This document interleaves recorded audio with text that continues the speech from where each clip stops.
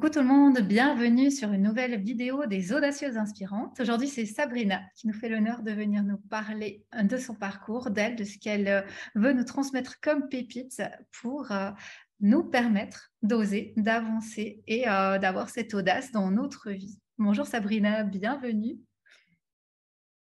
Bonjour Christa, merci pour cette invitation. Avec plaisir. Alors Sabrina, pour commencer, avant qu'on réponde à cette fameuse question, qu'est-ce qui fait de toi une femme audacieuse et inspirante? Est-ce que tu pourrais nous dire en deux, trois mots qui tu es? Oui, bien sûr. Donc, je suis Sabrina Collard. Je suis fondatrice de l'entreprise Louvre Stories, dans laquelle je suis empowerment coach. Et donc, j'aide les femmes à améliorer leur bien-être grâce à un job à leur image et au service de leur vie. Alors, qu'est-ce qui fait de toi, Sabrina, une femme audacieuse et inspirante? Qu'est-ce que tu souhaitais transmettre aujourd'hui dans cette vidéo interview?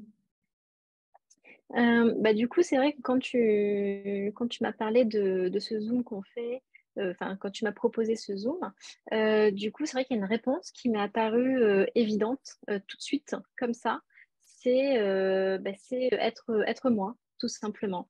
Parce qu'effectivement, en préparant un petit peu ma réponse, en préparant un petit peu cette conférence, je suis quand même allée voir dans le dictionnaire ce que audacieuse voulait dire, parce que c'est vrai que c'est un mot qu'on utilise tous les jours.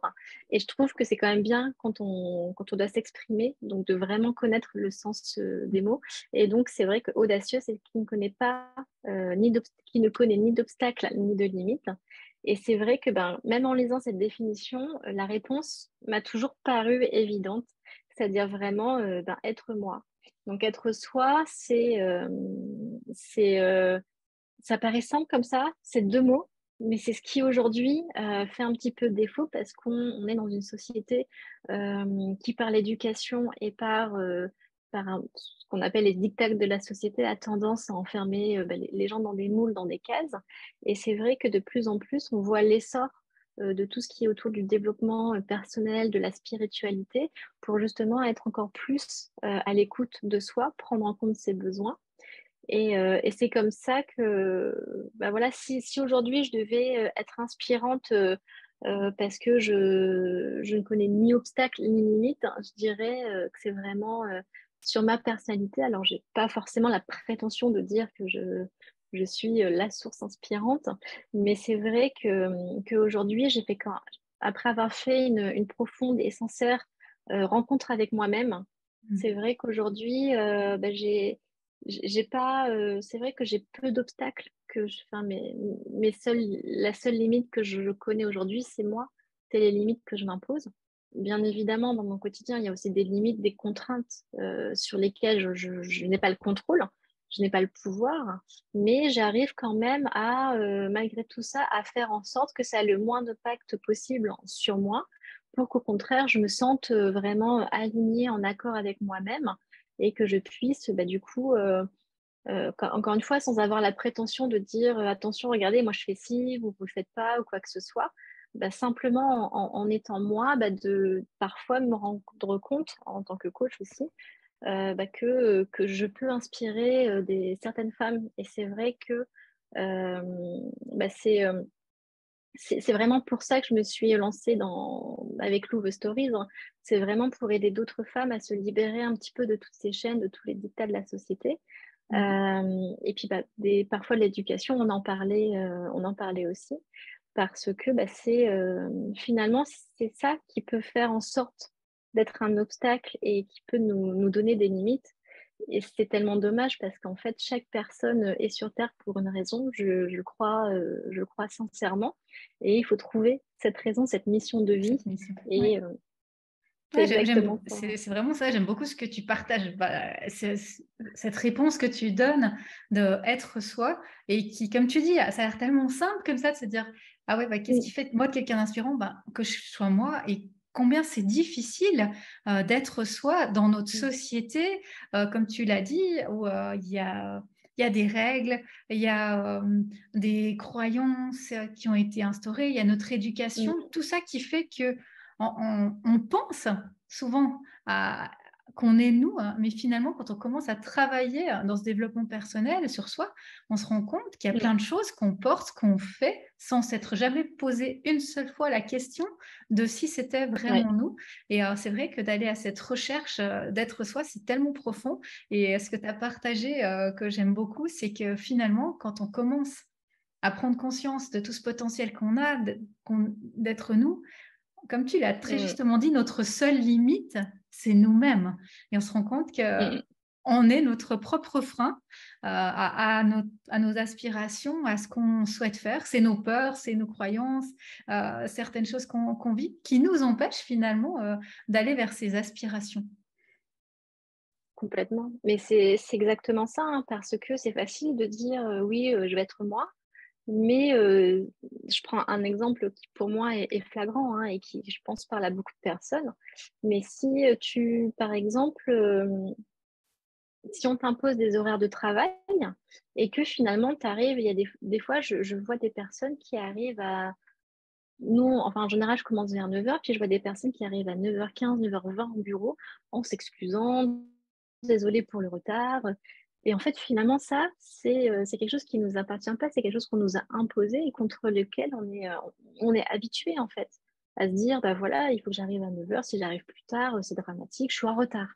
Il y a cette notion de retard, alors qu'en fait, au final, si on se pose 5 minutes et qu'on inspecte, on se dit, bah en fait, c'est pas grave. C'est pas grave. Alors qu'on ait une réunion à 9h ou qu'on n'ait pas de réunion à 9h, ce sont des choses qui arrivent et finalement, un quart d'heure, c'est pas grand-chose, ça n'a pas beaucoup d'impact. Et puis quand bien même, on peut replanifier, enfin voilà, il y a toujours une solution en fait. Et juste le fait de se dire, je me fais moi mes propres horaires dans ma sphère professionnelle, dans mes journées, rien que ça, on peut dire oui, ça revient à la facilité de dire être soi, mais il faut l'assumer. C'est-à-dire que quand tu arrives, que tu vois ton manager qui est assis en face de toi, qui est déjà là et tout ça, c'est vrai que moi au début, je me disais, ah, je vais peut-être me faire réprimander, je vais peut-être. Et c'est vrai qu'au tout début, je ressentais quand même un petit truc qui me disait, ah là, j'ai l'impression de pas être la bonne employée, j'ai Ouais. l'impression de pas avoir bien agi. Alors qu'en fait, finalement, c'est pas grand-chose. Et puis petit à petit, parce que bien sûr, ça se fait pas, on gagne pas en empowerment comme ça en une journée, hein. C'est une quête, c'est pour ça que j'ai appelé ça la quête impactante, c'est un cheminement. Et en fait, petit à petit, moi, je me suis dit, ben, en fait, non, si j'arrive à cette heure-là, c'est parce que je sais, j'ai confiance en moi, je sais que je suis professionnelle, que je ne fais pas les choses entre guillemets de travers. Alors, je ne parle pas d'échec, hein, je dis juste que Mhm. je sais que dans mon attitude, dans ce pourquoi mon employeur aussi, parce que je ne l'ai pas précisé, mais je suis salariée et entrepreneur. Et donc, pourquoi est-ce que dans mon emploi salarié, ben, j'ai des tâches à faire, j'ai des livraisons à faire, que ce soit une application, que ce soit un document ou quelque chose, j'ai des travaux à rendre. Et je sais que ces travaux-là, je vais les rendre, que j'arrive à 9h ou que j'arrive à 9h15, je sais que je vais les rendre. Et c'est vrai que petit à petit, j'ai plus ressenti cette gêne, cette petite honte, cette petite crainte de ne pas être l'employé modèle et donc de me faire mes propres horaires. Donc effectivement, il y a des fois, j'arrive plus tôt, des fois, j'arrive plus tard, des fois, j'arrive toute la semaine à la même heure. Mais voilà, c'est très important pour moi et ça fait partie d'avoir un job au service de sa vie. C'est-à-dire que voilà, en étant maman, entrepreneur et salariée, j'ai pas toujours les mêmes semaines et c'est pas réglé comme du papier minuterie. Il y a des fois, faut que j'amène mon fils à l'école un peu plus tard, il faut que je m'arrange avec mon mari parce qu'au contraire, lui ne pourra pas y aller parce qu'il a un événement à faire, donc on s'arrange, on discute entre nous.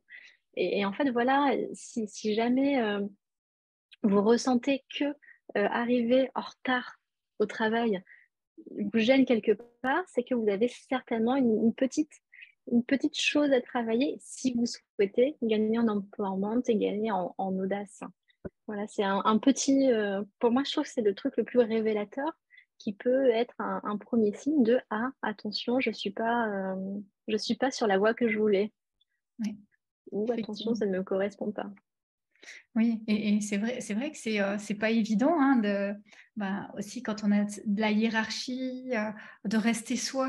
Mm. Parce qu'on peut se dire, OK, alors je peux être moi dans ma vie privée, avec mes amis, dans des situations plus simples, mais tout à coup, quand on est dans des lieux où il y a de la hiérarchie, où il y a d'autres Mmh, responsabilités, où, on peut avoir des peurs, bah, de perdre son emploi, d'avoir des conséquences, c'est ça. et puis finalement, on se sent freiné. On dit: «Bah oui, OK, j'aimerais être moi, mais je peux pas parce que, je risque de me faire licencier, je risque d'avoir des problèmes». Mmh. C'est totalement ça. Alors effectivement, il y a des métiers où il y a besoin d'horaires, ce qui est compréhensible. Il y a des métiers où, il y a des horaires, mais on n'est pas obligé de suivre à la lettre. Mais effectivement, mais ouais, c'est pas évident du tout, d'être soi, aussi bien dans la sphère personnelle. Il y a d'autres croyances et d'autres blocages, mais dans la sphère, professionnelle, en tout cas, c'est pas du tout évident.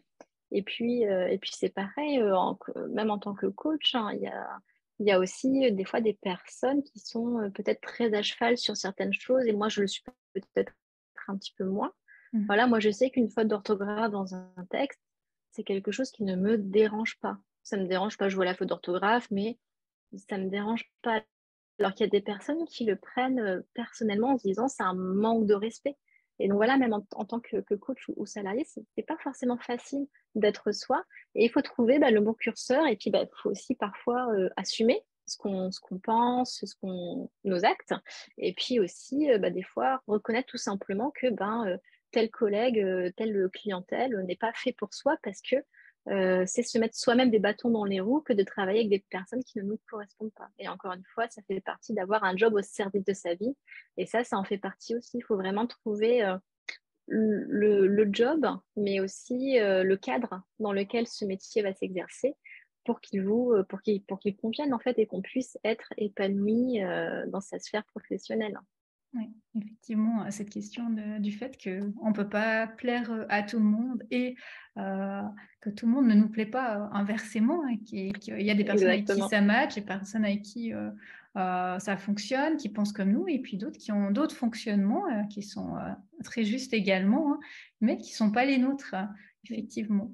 Et alors toi, tu parles d'assumer, je Mm. trouve intéressant peut-être d'aller là vers ce assumer. Mm. Parce que je pense que, bah, j'imagine, moi, c'est toute chose qui me vient, je me dis: «Bah, OK, c'est bien facile de dire, je suis comme, je suis, je vis comme, je pense, je m'assume», hein. Mais Mm. comment on fait pour, s'assumer, concrètement? Est-ce que Mm. toi, tu as eu peut-être une petite piste ou, comment tu as fait toi pour, vraiment t'assumer?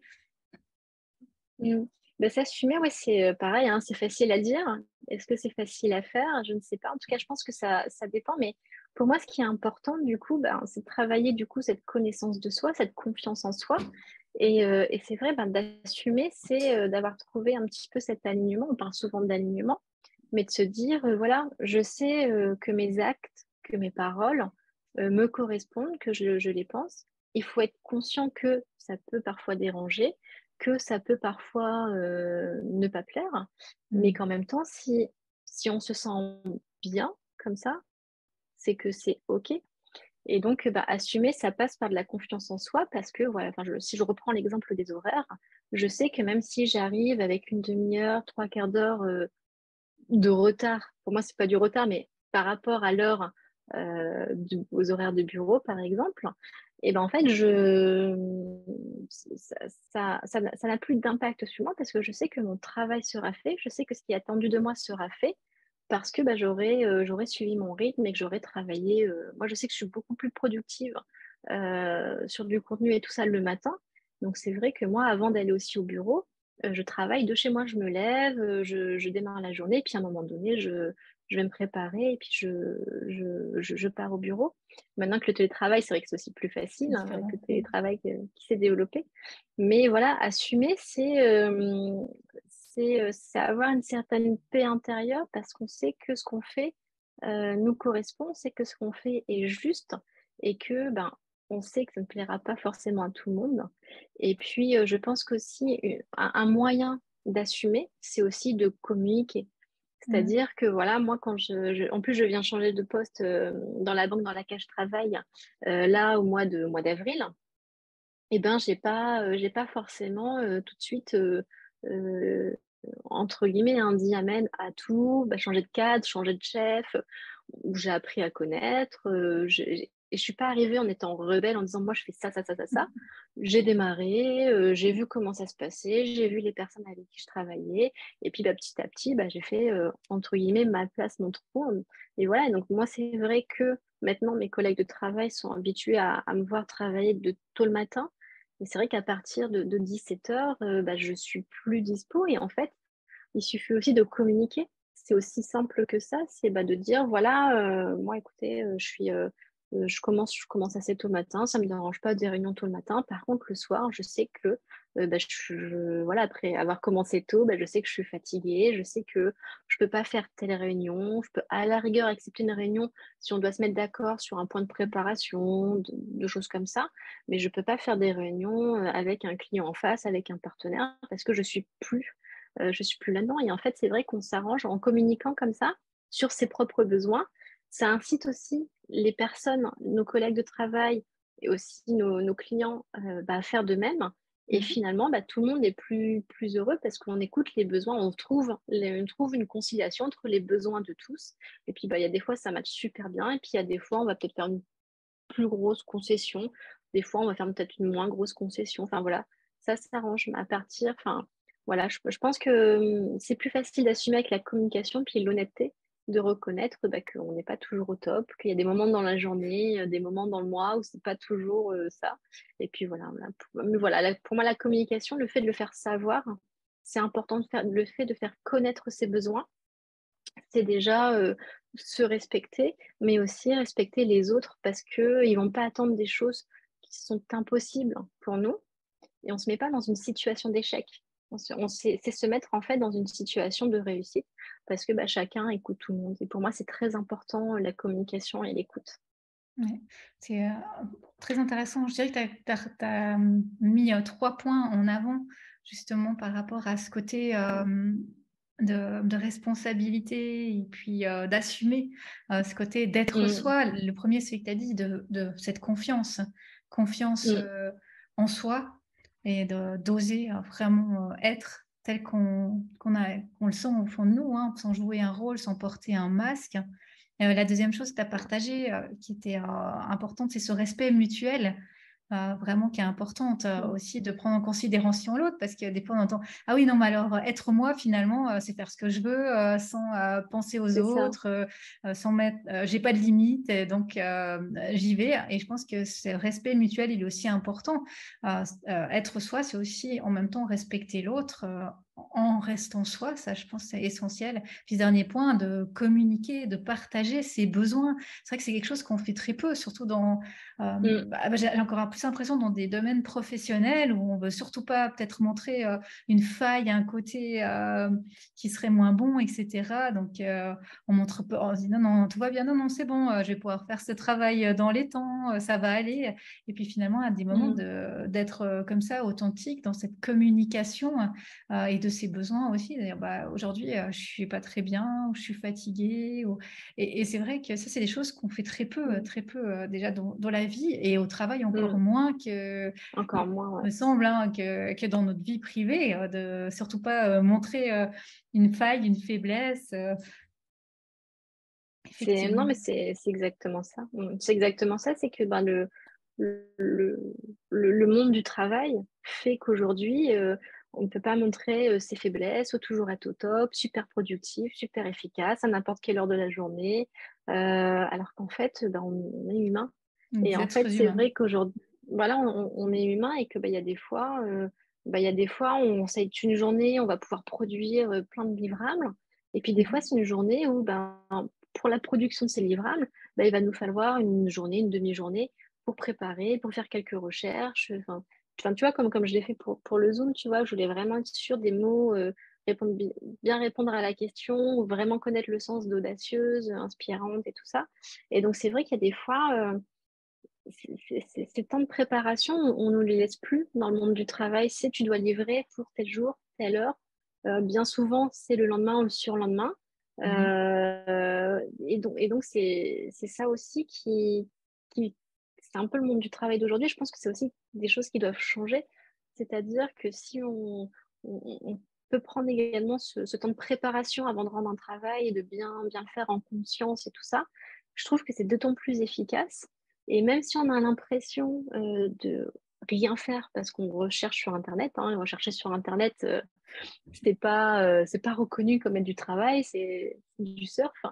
Mais voilà, si on prend vraiment bien ce temps-là, et bien derrière, je pense qu'on peut changer un petit peu le monde du travail et pour mieux en fait, pas pour moins, mais pour mieux. Parce que bah, c'est bien connu, hein, l'investissement, quand on investit, que ce soit de l'argent ou du temps ou faire don de soi, hein, bah, on sait que derrière cet investissement, bah, entre guillemets, il peut rapporter gros et donc, financièrement, mais si on investit du temps, ben, on sait que derrière, on pourra peut-être en gagner beaucoup. Voilà, et on peut comparer si on veut sortir un petit peu de la sphère professionnelle, mais on peut aussi comparer pour les parents. Voilà, le temps qu'on investit, le don de soi qu'on fait auprès de nos enfants quand ils sont petits, ben, on sait que c'est, entre guillemets, du temps de gagner parce que derrière, on pourra faire plus de sorties avec eux, on pourra aller au cinéma, on pourra aller au musée, on pourra faire des activités. Et puis, c'est aussi, ça va leur rapporter gros dans leur vie d'adulte parce qu'on aura réussi à les guider, on aura réussi. Donc, voilà, c'est de l'investissement. Mais c'est vrai que le monde professionnel aujourd'hui ne le reconnaît pas forcément, ne le valorise pas forcément, ce temps qu'on passe. Mm. Et puis, en plus, moi, je travaille dans une banque. Donc, tant que s'il n'y a pas de ROI, de retour sur investissement très important et très rapide, c'est pas reconnu. Ouais, Voilà, effectivement. c'est ma petite pierre à l'édifice dans le monde du travail. Mais c'est vrai qu'on vit aujourd'hui beaucoup dans le monde du travail sur ce côté qu'il faut produire, avoir des Mm, résultats, et il faut que ça aille vite. C'est beaucoup mis sur ce ton-là. Et finalement, l'humain, il n'a plus vraiment sa place, un peu comme un numéro. Il y a un travail à faire, il y mm, a du chiffre à faire, il faut y aller. Il n'y a pas de temps à perdre. Et là derrière, on oublie que c'est des êtres humains avec des jours où on est plus productif, des jours où on l'est moins, des jours où on a nos soucis, que chacun a son rythme. Et ça, c'est important de le mentionner, justement. mm. Bah oui, enfin oui, pour moi, c'est vraiment très important, surtout qu'on est dans un monde qui va vite et de plus en plus vite, mais on reste foncièrement humain, on a besoin pour réfléchir, on a besoin de temps de productivité, mais il faut trouver le bon équilibre en fonction de soi. Et c'est vrai que moi, l'une des choses également que j'ai faites et que je peux partager pour peut-être inspirer, c'est que moi, mon agenda, il n'est pas ouvert. C'est moi qui ai la main sur mon agenda. Parce que, enfin, je sais pas, mais quand on ouvre son calendrier, ça veut dire que dans mon job salarié, on peut, via Outlook, me mettre une réunion si j'ai un créneau de libre. Et pareil, dans mon agenda de coaching, on peut me dire, bah, tiens, je réserve telle séance si c'est libre. Et en fait, non, c'est moi qui ai la main sur mon calendrier. Et quand bien même j'ai un créneau de libre, si c'est un moment où je m'étais dit, bah non, là, je vais écrire un article ou je vais faire des recherches ou je sais pas quoi, eh bien, je refuse la réunion. Je n'hésite pas à refuser la réunion. C'est pas parce qu'on me l'a posée que je suis obligée de l'accepter. Et avant, j'avais aussi des fois tendance au tout début à dire bah, c'est pas grave, faites-la sans moi et tout ça. Puis après, je me suis quand même dit, bah non, c'est une réunion dans laquelle je suis importante, j'ai mon mot à dire. Donc si je suis pas disponible, vous la planifiez un moment où je suis disponible. Encore une fois, je suis pas fermée. Je sais que bah voilà, quand il faut concilier plusieurs calendriers, c'est pas facile. Mais voilà, si j'ai mis que c'était un créneau de réflexion, de recherche ou de préparation, ça reste un créneau comme ça. Et on trouve un autre créneau qui convient, même si c'est un jour, 2 jours, une semaine plus tard, on trouve le créneau qui convient. Et c'est vrai que le monde du travail, il y a cette notion d'urgence qui est apparue aussi, hein. C'était, il faut que tout se fasse maintenant, il faut que tout se fasse dans la minute, Tout de suite. alors que non, finalement, il y a des réunions qu'on fait une semaine plus tard et elles sont beaucoup plus bénéfiques parce que chacun est arrivé en préparant la réunion, en regardant de son côté les éléments qu'il avait apportés. Et finalement, bah, c'était beaucoup plus bénéfique de laisser ce temps à tout le monde que de se dire on fait la réunion parce qu'une réunion, finalement, c'est entre guillemets être productif. C'est un point dans l'agenda, c'est derrière la réunion, elle est faite, il y a eu telle conclusion, telle conclusion. C'est un peu comme voilà, de devoir rendre du travail. Et en fait, bien souvent, des réunions comme ça entraînent d'autres réunions, puis d'autres réunions. parce qu'en plus, ben, entre d'une semaine à l'autre, il y a peut-être des nouveaux éléments qui arrivent ou quoi que ce soit. Mais voilà, c'est vrai qu'il y a cette notion d'urgence et de toujours devoir ben, rendre des choses, hein. Ça peut être plein de trucs. Oui. Je trouve que Mais voilà, ça peut être, une belle, pépite, ce que tu transmets par rapport à cet agenda et d'avoir, comme tu dis toi, la main mise sur son agenda, mais justement vraiment de comme tu le dis, c'est ton agenda et tu prends le temps de voir comment tu veux l'utiliser. Qu'est-ce que tu acceptes? Qu'est-ce que tu refuses? Et ça peut déjà être je pense une belle piste pour certaines personnes mmh, peut-être de se poser cette question de: «Comment j'utilise mon agenda?»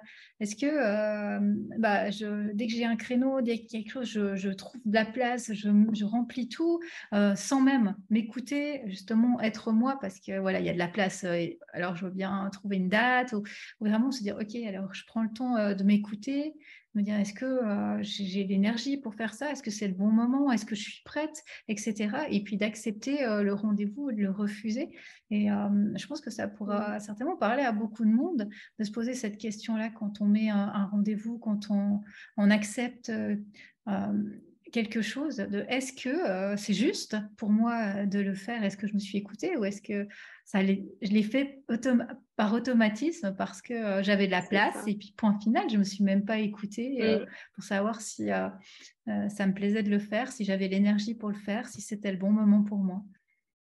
Mmh, et ça peut être aussi une pépite, hein, qui est corrélée à celle-ci, hein, mais ça peut être aussi de challenger quand on vous propose un rendez-vous, une réunion, comprenez bien le but de cette réunion. Si c'est une réunion où l'objectif, n'est pas clair, n'hésitez pas à challenger l'organisateur de la réunion, de bien comprendre ce qu'il veut à la fin de vous, ce qu'il attend de vous et si vous avez effectivement besoin d'être à cette réunion ou pas.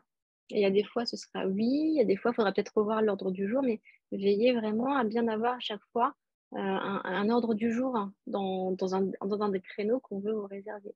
C'est important. C'est vraiment important et c'est vrai que moi, j'ai remarqué, maintenant je le fais depuis quelques années et c'est vrai que maintenant j'ai très peu de réunions, qui ne servent à rien. Ça m'arrive encore parce que, comme je l'ai dit, on n'a pas le contrôle sur tout, mais j'en ai beaucoup moins, qu'avant et puis voilà, à chaque fois je challenge en disant: «Bah, qu'est-ce que vous voulez de moi? Qu'est-ce que vous attendez de moi? C'est pourquoi? Est-ce que je suis vraiment utile? Est-ce que je suis pas utile?» parce que, bah, faut bien se rendre compte que le temps, c'est, notre ressource la plus précieuse. C'est celle qu'on n'a pas en double. On n'a que 24 heures dans une journée. On passe, entre 7 et 8 heures pour un adulte à dormir parce que c'est nécessaire et il faut dormir. Parce que bien souvent, c'est les heures de sommeil, hein, qui passent à la trappe. Mmh. C'est vrai. Et en fait, non, voilà, faut que chaque minute de son temps amène quelque chose, enfin, et entre guillemets un objectif, mais en même temps, pas tout le temps. Parce que c'est bien aussi de s'ouvrir à des opportunités. C'est bien Mmh. aussi des fois de se laisser aller, de prendre la vie comme elle vient, de voir. Donc enfin, voilà, moi c'est pour ça que je m'interroge tout le temps, à chaque fois que, même des fois quand j'ai du temps de libre ou quoi que ce soit, et qu'on propose une réunion, même si je suis pas directement concernée, je me dis, tiens, ça peut être une opportunité. Mais voilà, la seule chose, c'est que je me pose toujours la question avant. C'est-à-dire que je n'arrive pas quelque part en ne sachant pas ce que j'ai à faire là. Je sais toujours, même si c'est flou, si je veux ouvrir d'autres opportunités ou quoi que ce soit. Par exemple, quand on fait du réseautage, qu'on va à un événement le soir, on ne sait jamais vraiment ce que ça va donner. Mais voilà, je sais que j'y vais pour réseauter. Je sais pas, enfin voilà, j'y vais pas pour boire un verre ou parce que j'ai reçu ça comme invitation et j'y vais. Mais voilà, c'est toujours important quand même d'avoir soit un objectif très clair, soit au moins une intention derrière du temps qu'on accorde à un rendez-vous. Ouais, ça c'est intéressant.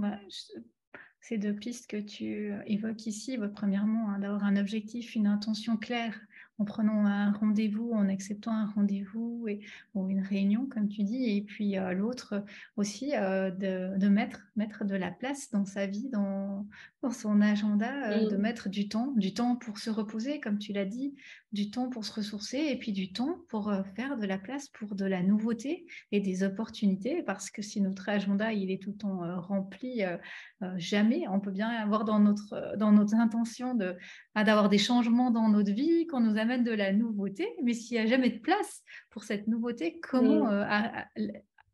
faire qu'elles viennent, hein. Et ça commence vraiment par ça, par mettre de la place, faire de la place, dans sa vie. Et ça, je pense que c'est aussi une, très bonne, astuce, qui peut peut-être Mmh. parler à certaines personnes qui ont toujours leur agenda, tout rempli et qui comprennent pas pourquoi, ça vient pas pour elles, pourquoi, il y a pas des nouveautés qui viennent, peut-être pourquoi elles rencontrent pas quelqu'un, et peut-être se poser cette question: «Est-ce que je laisse la place à ces nouveautés, à ce nouveau travail, à ces nouvelles rencontres?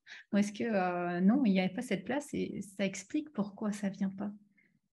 Non, et complètement, il faut pas avoir peur du vide. Je sais que l'humain a tendance à avoir peur du vide et a toujours, tendance à vouloir tout remplir, mais voilà, faut pas avoir peur du vide parce que, bah, je sais pas, mais moi je sais que, dans mon cas, même des fois quand j'ai du vide, il est jamais vraiment vide. Soit c'est Mmh. du temps, je me dis: «Bah tiens, là j'ai, 1/2 heure, 1 heure, je vais pouvoir lire un peu, je vais pouvoir me reposer». Ou alors tout simplement, il y a une copine qui appelle et qui dit: «Ah tiens, ça te dirait de boire un café ou quoi?» Tu dis: «Ben ouais, je peux». J'ai du temps. Je peux parce Mmh. que je suis pas en train de courir à droite, à gauche, et donc ouais, faut pas faut vraiment pas avoir peur du vide, parce qu'on nous a indiqué que le vide, c'était non productif, que voilà, il fallait occuper toute sa journée pour produire.